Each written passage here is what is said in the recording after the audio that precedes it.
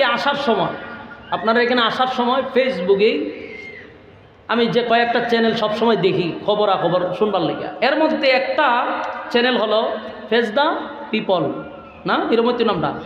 হ্যাঁ, face the people. এই চ্যানেলটা বাংলাদেশের প্রথম সারির গণমাধ্যম তেমনটা না, কিন্তু এটা এত আস্থা, মানুষের মনে এতটা আস্থা জন্মাইছে, ভালোবাসা জন্মাইছে যে মানুষ এই চ্যানেলটার প্রতি একটা আস্থা বিশ্বাস রাখে। অনেকেই মনে হয় নামটা শুনছেন, যারা শুনছেন এর কাছে গুরুত্ব কথাটা। বাম্পার বানাইছে তো মুস্টাইন না সিরা লাইব, কই দিলাম মুস্টাইন না সিরা লাইব। সেই ইসলাম নিয়ে কটূক্তি করছে, প্রতিটা বক্তব্য নাস্তিকের মতো বক্তব্য দিচ্ছে। এই জন্য এই পেজ দ্য পিপল সাগর ভাইকে বল, আমি একটা তবলিগ যে করে তাকে আমি জিজ্ঞেস করতে চাই, আপনি তবলিগ করেন কেন? আপনি যখন একটা হিন্দুর কাছে যান না, একটা বৌদ্ধের কাছে যান না, একটা আপনি খ্রিস্টানের কাছে যান না, ইহুদির কাছে যান না, তো আপনি মুসলমানকে মুসলমান বানাচ্ছেন কেন? তো এদেরকে দিয়ে আপনি যেটা করতেছেন সেটা হলো সব হচ্ছে, এটা প্রয়োজনীয়, এটা ফুরে গেছে, যার জন্য এই মারামারিগুলো হচ্ছে। এখন ওই যে ফাজাইলে আমল বই আছে রিটার্ডে অথবা বাহিরে তাই না, কই থেকে জানি না, ওনার আনছে ওনার এই পেজ দ্য পিপলের টকশোতে আনছে, আনার পরে তাবলিগ সম্পর্কে ওনাকে জিজ্ঞাসা করতেছে। আমার একটা কথা সাগর ভাই, আমি হুজুরকে যদি টকশোতে বসায় বলেন হুজুর বিল্ডিংটা কিভাবে বানাইব, কত বস্তা সিমেন্ট লাগবে, কতটা রড লাগবে, আমার বাম্বু দিলে আমি পারবো বলতাম? আমারও যদি কেউ টকশোতে বসায় হুজুর বিল্ডিংটা করতে কয়টা রড লাগবে, কয়টা সিমেন্ট লাগবে, তো এটা হাম্ম কিনা, বোকামি না, মাতলামি না, ফাজলামি না, হতাশা না। আমি যেই ব্যাপারে আমার জ্ঞান নাই, ধারণা নাই, সেটা আমাকে জিজ্ঞাসা করা একটা ফাজলামি ছাড়ার কিছু না। আপনি মেজর সাহেবকে আপনি বসাইছেন, এই ফজলুর রহমান না কি জানেন, আমরা আবার স্মরণ আসতেছে না, ফজলুর রহমান, উনারা আপনি টকশোতে বসাইছেন, আপনি দেশ নিয়ে কথা বলেন, বর্তমান পরিস্থিতি নিয়ে ওনার সাথে জিজ্ঞাসা করেন, কারণ উনি একজন সেনাবাহিনী ছিল, দেশের ব্যাপারে ওনাকে কথা বলেন, দেশপ্রেমিক উনি, আমি জানি। কিন্তু ওনাকে আপনি জিজ্ঞাসেন তাবলিগের ব্যাপারে, এটা হাস্যকর, এটা ফাজলামি, এটা ইত্রামি ছাড়ার কিছু না। সাগর ভাইকে স্পষ্ট বক্তব্য দিতে চাই, আপনাকে আমরা কলিজা দিয়ে ভালোবাসি।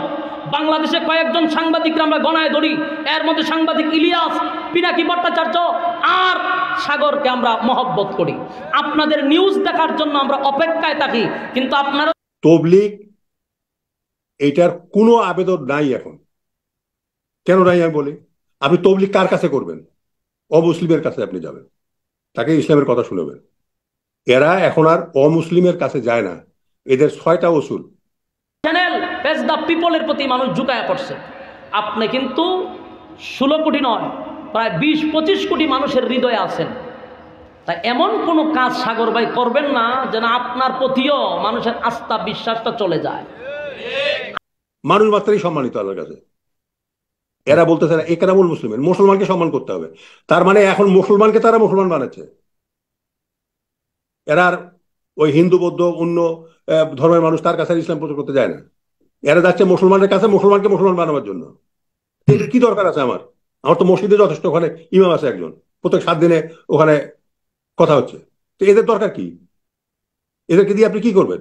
তো এদেরকে দিয়ে আপনি যেটা করতেছেন সেটা হলো সব হচ্ছে, এটা প্রয়োজনীয়, এটা ফুরে গেছে।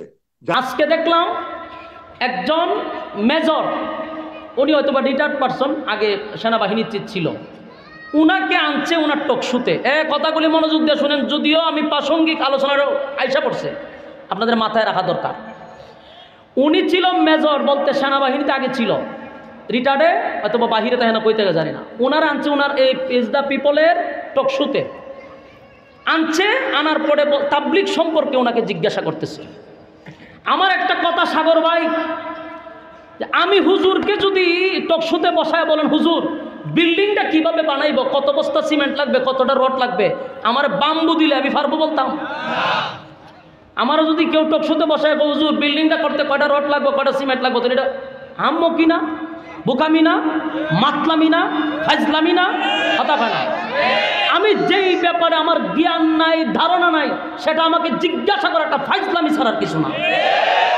আপনি মেজর সাহেবকে আপনি বসাইছেন, এই ফজলুর রহমান না কি জানেন, আমরা আবার স্মরণ আসতেছে না, ফজলুর রহমান, উনারা আপনি টকশোতে বসাইছেন, আপনি দেশ নিয়ে কথা বলেন, বর্তমান পরিস্থিতি নিয়ে ওনার সাথে জিজ্ঞাসা করেন, কারণ উনি একজন সেনাবাহিনী ছিল, দেশের ব্যাপারে ওনাকে কথা বলেন, দেশপ্রেমিক উনি, আমি জানি। কিন্তু ওনাকে আপনি জিজ্ঞাসেন তাবলিগের ব্যাপারে, এটা হাস্যকর, এটা ফাইজলামি, এটা ইত্রামি ছাড়া আর কিছু না। সাগর ভাইকে স্পষ্ট বক্তব্য দিতে চাই, আপনাকে আমরা কলিজা দিয়ে ভালোবাসি। বাংলাদেশে কয়েকজন সাংবাদিকরা আমরা গণায় ধরি, এর মধ্যে সাংবাদিক ইলিয়াস, পিনাকি ভট্টাচার্য আর সাগরকে আমরা মহব্বত করি। আপনাদের নিউজ দেখার জন্য আমরা অপেক্ষায় থাকি, কিন্তু আপনারা যদি জাতির সাথে ফাইজলামি আর ইত্রামি করেন, এদেশের মানুষ কিন্তু টিস্যুর মতো ফালাইতে সময় লাগবে না। আপনি একজন আলেমকে যদি জিজ্ঞাসা করেন যে রাস্তা কিভাবে বানায়, এটা যেমন ফাজলামি। একজন জেনারেল, উনি রিটায়ার্ড পারসন, উনার আপনি তাবলিগ সম্পর্কে জিজ্ঞাসা করতেছেন, আর উনি কি উত্তর দিছে জানেন? আমি আশ্চর্য হয়ে গেছি যে উত্তরগুলো নাস্তিকরা দেয়, ঠিক উনি নাস্তিকের ভূমিকা পালন করছে। সে প্রথমে এসে বলতেছে বাংলাদেশের তাবলিগ কি দরকার, তাবলিগ কেন করবে প্রশ্ন করতেছে। ওই যে যার যে যোগ্যতা নাই এই যোগ্যতা নিয়ে তারা বসাইছে। সে হইল একজন সেনাবাহিনী, তারা ধর্ম সম্পর্কে জিজ্ঞাসা। শুনেন কি বলছে, তাবলিগের কোনো দরকার নেই। তাবলিগ কেন বাংলাদেশে?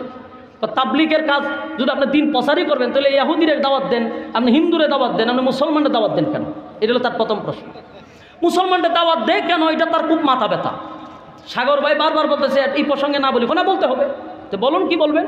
মুসলমানদের কেন দাওয়াত দেয়? মুসলমানদের দাওয়াত দেয় এরা উজু শিখায়, নামাজ শিখায়। আরে ভাই নামাজ তারা পারে, উজু না পারলে কি হয়েছে? আমার এটা কি সবসময় মানুষের স্মরণ থাকে নাকি? এটা শিখতেই আবার এরকম কথা। আমার কথাটা আমি জানি না এই বক্তব্যটা রাখছে কিনা ডিলিট করছে, আল্লাহ ভালো জানে। উনি বলতেছে যে আমার বিয়ার সময় কে সাক্ষী ছিল আমি তো জানি না, তো উজু একজনে শিখছে, এটা কি তার সবসময় স্মরণ থাকতেইব? তো এইগুলা শিখাইতেছে। একটা মানুষ উজু জানে না, তার প্রশ্ন হইল হিন্দুদেরকে কেন দাওয়াত দেয় না, মুসলমানকে কেন দাওয়াত দেয়? আমি আপনাদেরকে প্রশ্ন করি, আমরা এখানে যারা বসছি, নামাজ ভঙ্গের কারণ কয়টা? এখানে অনেক মানুষ বলতে পারবে। উজুর ফরজ, আরে কয়েকজন তো পারবে আমি জানি, হয়তো সবাই কি পারবো। এরপরে উজুর ফরজ কয়টা, উজুর ওয়াজিব কয়টা, সুন্নত কোনটা, এগুলো অনেকে পারবে। হ্যাঁ, নামাজের ওয়াজিব কয়টা অনেকে জানে। নাম হইলো তার মুসলমান, কিন্তু মুসলমানের নাম থাকলে মুসলমান, মুসলমানের বড় জন্ম নিলে মুসলমান, কথা কয় না। তাবলিগের কাজটা কি ছিল?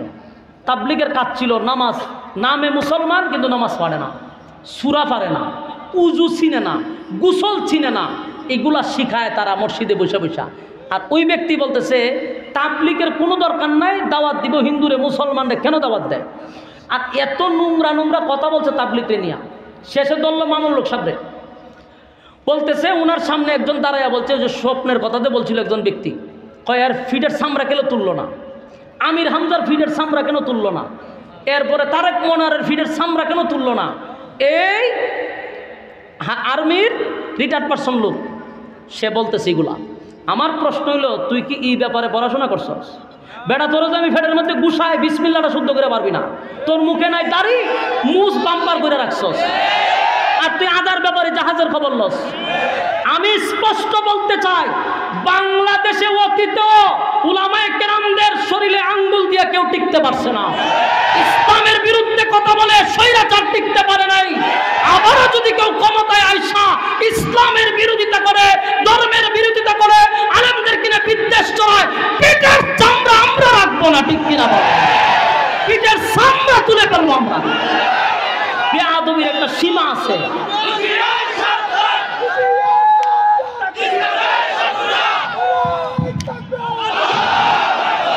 বাংলাদেশে তুমি বৈশা 96% মুসলমানের দেশ, এদেশের প্রত্যেকটা মানুষ আলেমদের সাথে জড়িত, এদেশের প্রত্যেকটা মানুষ মাদ্রাসার সাথে জড়িত, ধর্মের সাথে জড়িত।